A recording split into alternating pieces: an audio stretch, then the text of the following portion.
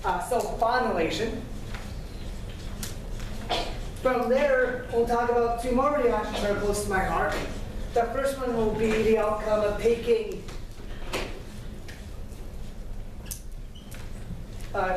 after sulfonylation, we'll then talk about what happens when we take alkyl halides as well as Lewis acid catalysts.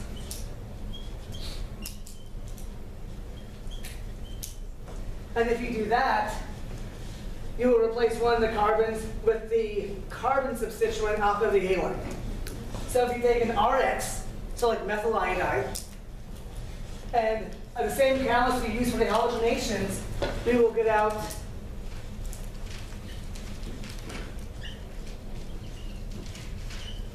alkylated products. And then finally, because orange is the only color I haven't used,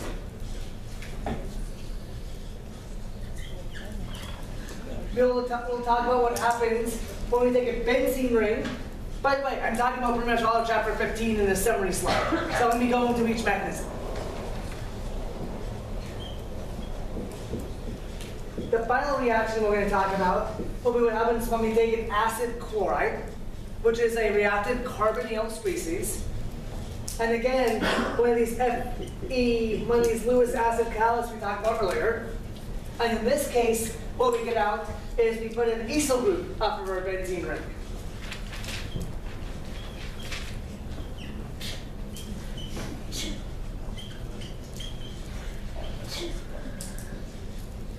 Whoops. I don't know what I just did. Camera never saw it though. Okay, so pretty much, this is going to define what we're going to be doing the next day or two in lecture. We're going to be talking about all of these 5 different electrophilic aromatic substitutions: halogenation, nitration, sulfonylation, Friedel-Crafts alkylation, and then Friedel-Crafts acylation.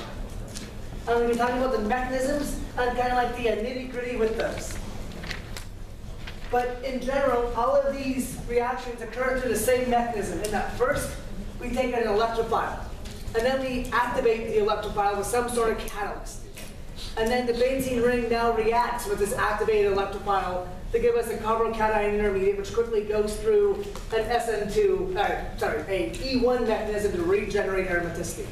So we're going to be thinking about this a lot. And real quickly,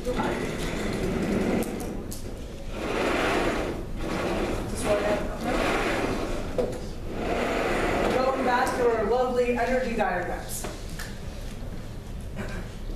The energy diagram of an electrophilic aromatic substitution is going to look something along the lines of this.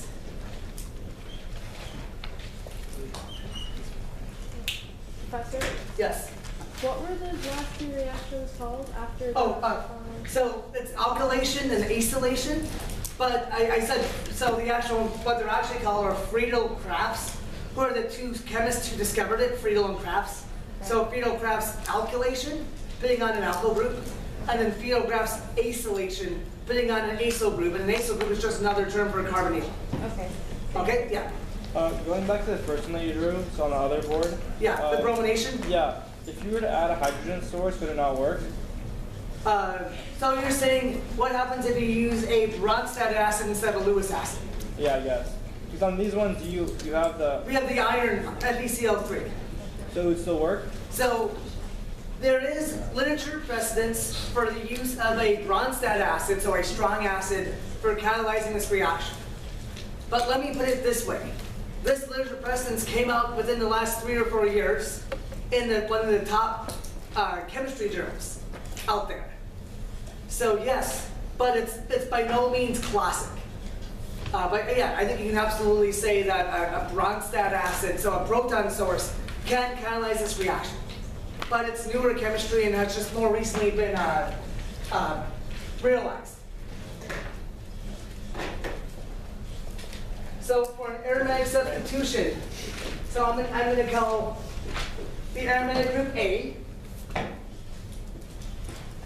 I'm going to call our cationic intermediate B, and then I'm going to call it product C. The energy diagram is going to now look like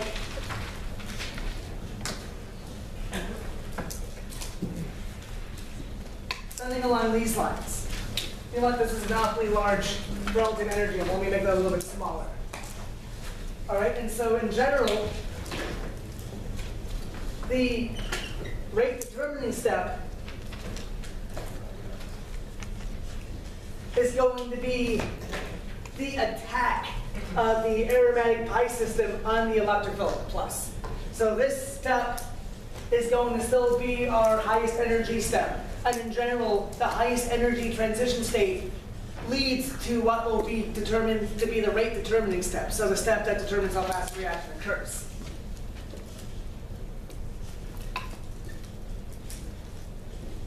So the rate determining step will still be the aromatic attack on the B. Aromatic attack to give the cation intermediate. And then the E1 type mechanism, so the E1 is going to be a little bit easier and lower in energy, and then collapse give us our product.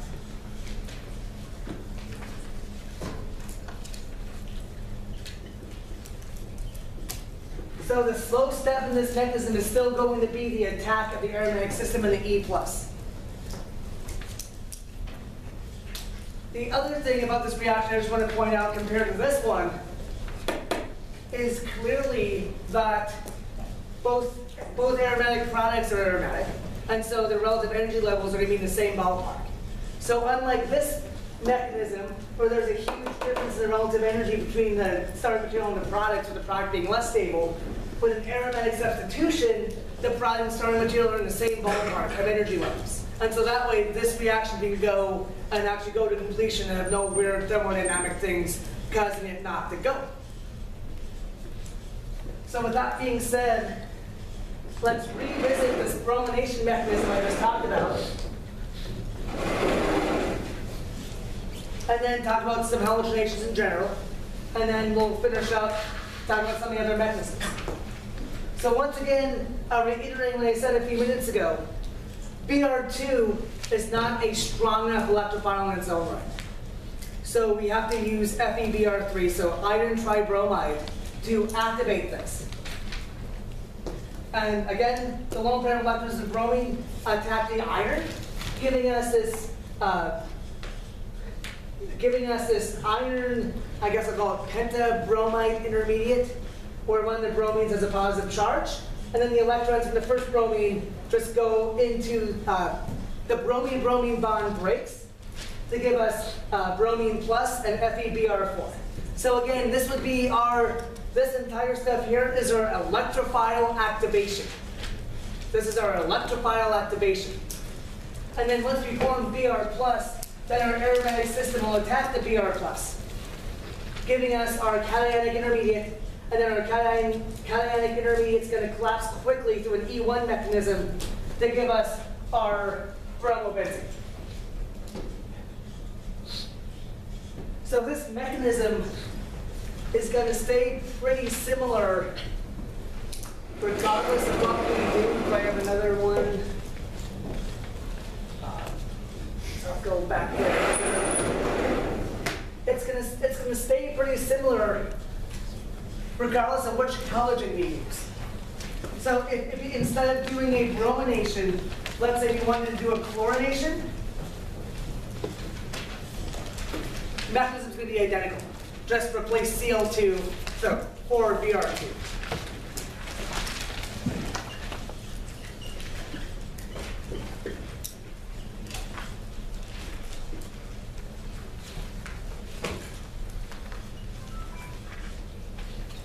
So FeCl3 and Cl2 will give us FeCl4 plus Cl plus, just as FeBr3 and Br2 gave us Br plus and FeBr4. So it's a very similar mechanism. And just as before, the aromatic system is going to attack the Cl plus to give us our transiently stable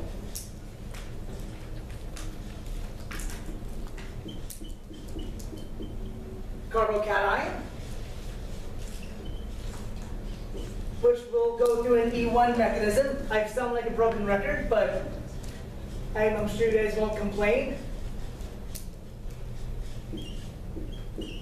So the FeCl4 minus acts as a base. So the iron tetrachloride negative charge will act as a base to regenerate aromaticity and give us our product. So regardless of which halogen source we use, the mechanism is going to be very, very, very, very similar. So chlorine and bromine, Br2 and Cl2 will give us the same mechanism. So now let me ask you a question. When you guys think of chlorine gas, what do you guys think of historically? What? Bombs. Nerve gas, right? Well, not nerve gas. It's chemical warfare. You know, the Germans in World War II would blanket the battlefield with CO2, killing people, you know, maiming people, really, right? So CO2 is nasty stuff. I2. What do you guys think of when you think of I2? Cleans water. What? It cleans water. You put I2 on your kid's knee, right? Your kid scrapes their knee, and you get I2, some kind of I2 solution. Now, maybe they don't do it anymore, but when I was growing up, you'd use the I2 solution and you put it to disinfect your wound. So Cl2 is nerve gas. I2, you put in your kid's knee. Br2, it's not nerve gas. It's not as bad as Cl2, but it's Br2. You don't want to drink it. I will never put Br2 on my kid's knee. I'll put it that way. And then F2. Do you think F2 is better or worse than Cl2? Worse.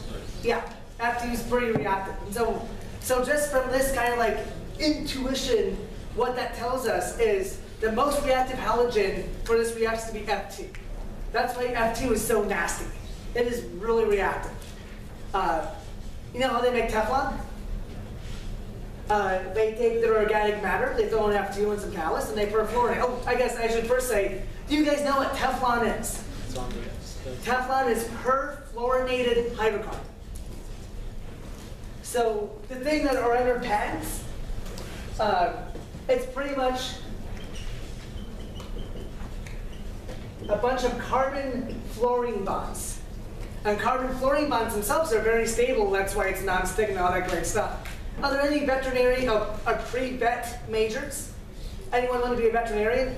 By the way, I guess my wife was giving a talk at the university on Monday to the healthcare professionals class about being a veterinarian. So you'll be able, if you go to that, you'll be able to compare her style to my style. Why do you, does anyone know why you do, if you have birds, if you have a pet parrot or a bird, why you don't want to use Teflon pots and pans? They die. Yeah, they die, but why? When you overheat a Teflon pot or pan, you're partially breaking down the residue, and you're forming some fluorous-based gases that kill the bird. It's a whole canary in the coal mine type situation. So, what am I getting at, besides trying to plug my wife's talk? To those who are interested in being veterinarians. So I told you that bromine and chlorine, so bromination and chlorination of benzene or other aromatics are going to have a similar mechanism, where you need to add some kind of catalyst. All right, we know chlorine, yes? Is that FeCl3 or 4? Right here, Yeah. this is FeCl4. FeCl4. So we know the rough order of activity of X2 is fluorine's most reactive, chlorine, chemical warfare. Chlorine is the second most reactive. Then we have bromine, which is gross, and then we have I2. What? So that's 5 Cls then? What? FeCl4 and Cl plus. I think it's at the top, it looks like Cl2, but it's Cl3. Right here? Yeah, it's Cl3. Oh, I thought you were talking about this and I pointed at it and you said yes. No. So yes, this is FeCl3. There you go. Okay. So, so bromine's gross and iodine you'll use to treat a wound. So what that says is in this chemistry, Iodine is the least reactive. Fluorine is the most reactive. Chlorine, second most reactive. Bromine, third most reactive. So what that means is, for fluorination, we don't need a catalyst. Just chuck some F2 gas at it. Here's the thing with fluorination. It's so reactive. Yes, you don't need a catalyst, but it's so reactive that you don't get any selectivity. So if I were to take benzene,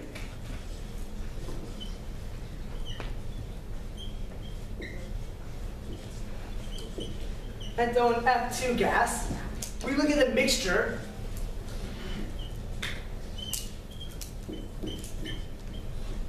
of monofluorinated benzene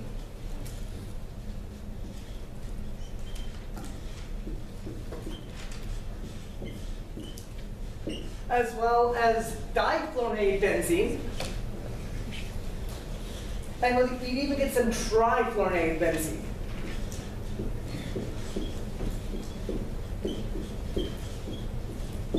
So we get some statistical mixture of mono, di, and trifluorinated. And that's because it's so reactive, it's just not going to stop.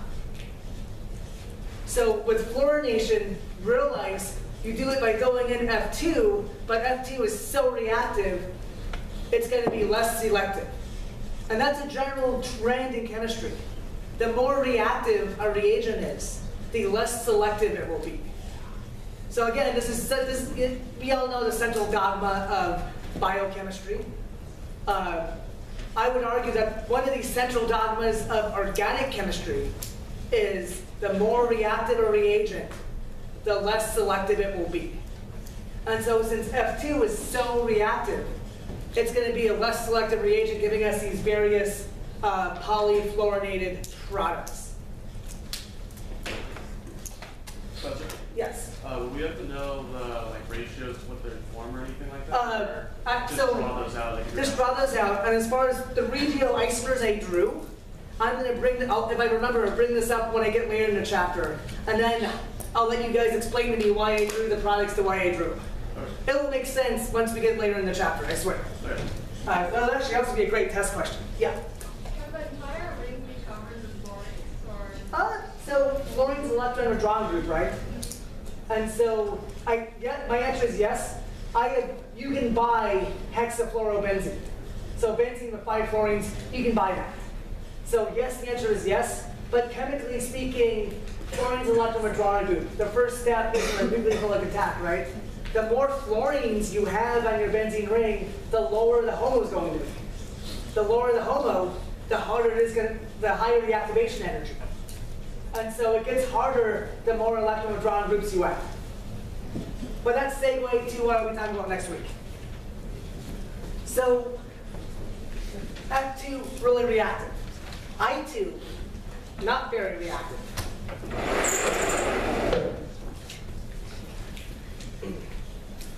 So with I2,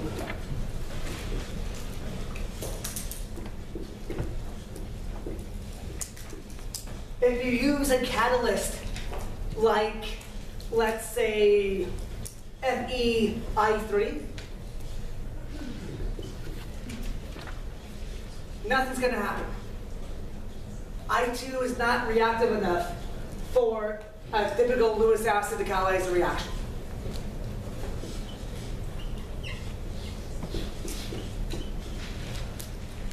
So using FeCl3, so FeCI3, so you're a traditional Lewis acid, nothing's going to happen. So no reaction. What you can use, and hopefully I put it in my notes, yes. So FeI3 is too wimpy to activate I2. So you have to bring a, pretty much you need a stronger acid, right? You need to bring up a heavy gut. And so if you want to do this reaction, what you actually want to use is a really strong oxidizing acid. So you can use nitric acid, HNO3. And with HNO3 and I2, you do go through this mechanism